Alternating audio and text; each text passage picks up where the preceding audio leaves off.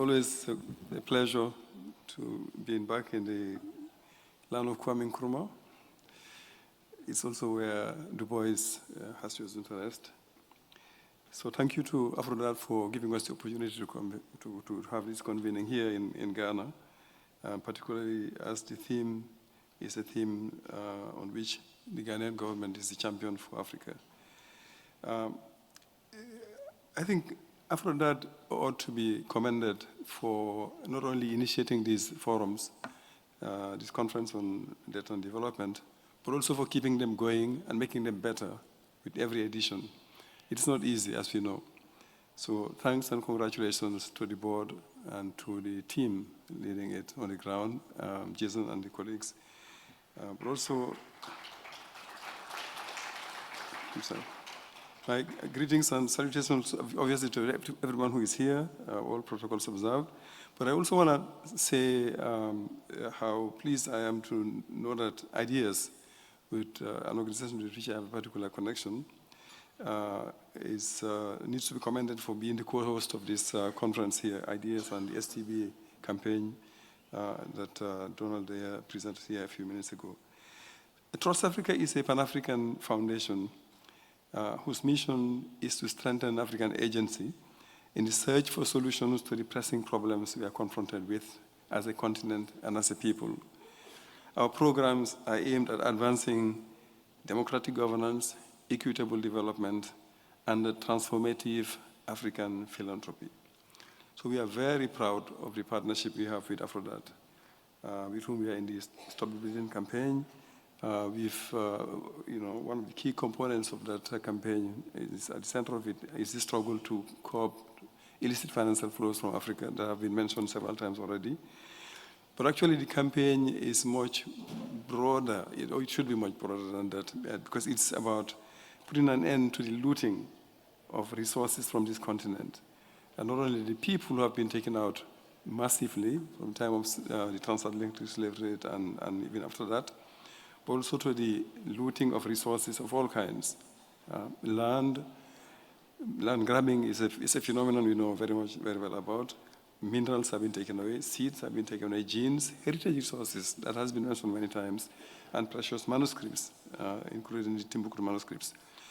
The struggle to emancipate our people from the heavy debt burden that is crushing us is among the most important that I think we have to fight today. I'll come to a famous quote that Hilary Beckless made about it in a short while. But I think this is where Aphrodite is intervening primarily, and you really need to be commended for being there and for leading the struggle. Trust Africa was very proud to host the third edition of this forum of course in Dakar in 2023. Now, with all that we have already heard yesterday, the lectures and the debate that followed, and all the interventions this morning, I think what we are talking about really is also the importance of framing the issue of the restitution of assets that have been taken away from the continent and reparations as a right. Simply, it is a right, but also as a foundational principle for imagining a new world, a world in which Africa will be a rule maker, as Aphrodite has it. The struggle for reparations, as you know, is not only about righting wrongs committed in the past, such as the trade and massive enslavement and deportation of Africans across the continent and colonization, but also, as I said, stopping the bleeding, the looting and loss of resources and mass that is going on right now. And of course, all the attendant issues, reforming the global financial architecture and the global governance architecture and so on. This obviously means that justice and transformation are two key words, two key concepts that are central to this. I want to take just two examples to illustrate the importance of this issue of data and the discussion we are having here today. In April this year, right here in Ghana, Trust Africa hosted what we call a social movements baraza, a large convening of social movements from all across the continent. With Briggs Bomba, who is somewhere here, our programs director, was the one leading us in that one.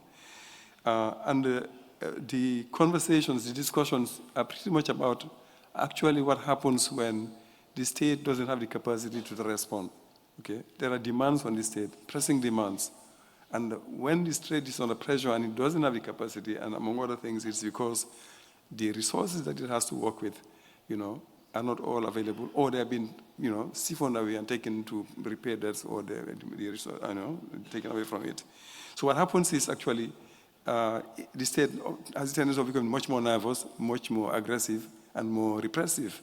So the conversations here were about the shrinking of a civic space, the fragility of livelihoods, the massive unemployment of young people, and all the problems that we know that are related to that. So the debt is actually a key issue at the heart of those discussions, which is why it is so important. The second illustration of this is the connection between debt, democracy, and peace. We are here in West Africa, a region that is in crisis, right? ECOWAS we're going to split with some countries pulling out a couple of months ago. There are a number of countries that are under military rule, other countries that are ruled differently, but even where you have democratic regimes, there are a lot of challenges. Now, I come from Senegal. That's where we have our head office. Senegal has an annual growth rate estimated now at about 8.3%, the third highest in the world. And yet, very recently, Senegal adopted a recovery plan, un plan de redressement, pour ceux qui parlent français. And it seems very paradoxical when it's doing so well, the economy is doing so well, and with oil and gas and everything, and that they have to have a recovery plan because they just cannot cope. The state doesn't have the resources. And to understand this, one has to see also the weight of the debt on the Senegalese economy. The ratio of debt to GDP is 119%. Recently, Ndongo Sambasila, a prominent leader of Ideas, one of the co-organizers of this, Ndongo is a Senegalese economist, quoted an article in which they were explaining that actually what the Senegalese government has as its revenue for the year is equivalent to exactly, or more or less, what it needs to service the public debt of every year. So actually, everything that it gathers goes to servicing the debt. Now, the importance of this is that just about 18 months ago, the government in place in Senegal was elected democratically with massive support from the young people on the promise of bringing about systemic change, right? Renegotiating the way contracts have been negotiated with multinationals, having greater sovereignty over resources of the country, making sure that there is, employment, job creation, and so on and so forth. And the young people supported that agenda. Now, this is a contrast to what happened in other places where, in the face of the same kinds of crises, the army stepped in and then took over and is running the country to deal with the security issues and the economic challenges and climate challenges and so on. And so here's a situation in which you have a democratically elected government, massive support from the young people, led by relatively young leaders, having enormous difficulties in responding to the demands of the same young people who voted for it to come to power, because the resources that they're collecting every year actually are primarily, if nothing else comes, meant to service the debt that the country is carrying. So this is actually a big challenge to democracy and a big challenge to the transformation process and the ambitions to move forward and to bring about systemic change. So this is definitely a very important issue for us, which is why Thomas Sankara, already many years ago, a former president of Burkina Faso, who we all know, invited African governments actually to collectively refuse to pay the debt because it is not warranted, it's illegitimate. Unfortunately, about 6 weeks later, he was assassinated. So this is an issue, I think, that requires people going together collectively, Africans addressing the problem collectively.